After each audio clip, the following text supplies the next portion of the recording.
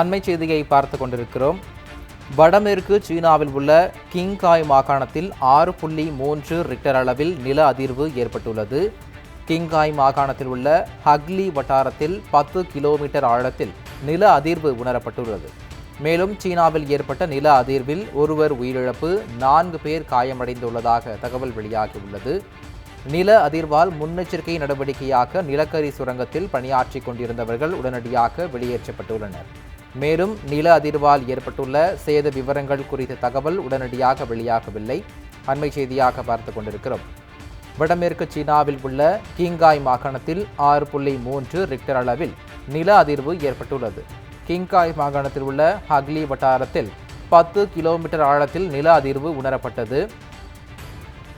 சீனாவில் ஏற்பட்ட நில அதிர்வில் ஒருவர் உயிரிழப்பு, 4 பேர் காயமடைந்துள்ளதாக தகவல் வெளியாகியுள்ளது. நில அதிர்வால் முன்னெச்சரிக்கை நடவடிக்கையாக நிலக்கரி சுரங்கத்தில் பணியாற்றிக் கொண்டிருந்தவர்கள் உடனடியாக வெளியேற்றப்பட்டுள்ளனர். மேலும் நில அதிர்வால் ஏற்பட்டுள்ள சேத விவரங்கள் குறித்த தகவல் உடனடியாக வெளியாகவில்லை.